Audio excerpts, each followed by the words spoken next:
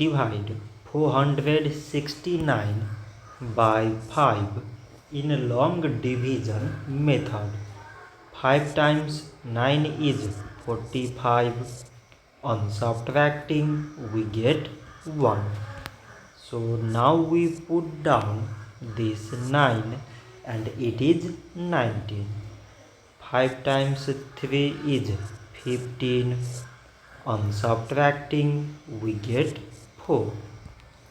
So now we have no any other number to put it down. So we take here decimal so that we put 0. So it is 40 and 5 times 8 is 40.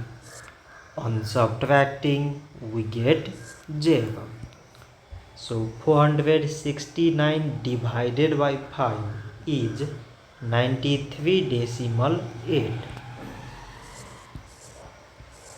So this much for today and thanks for watching.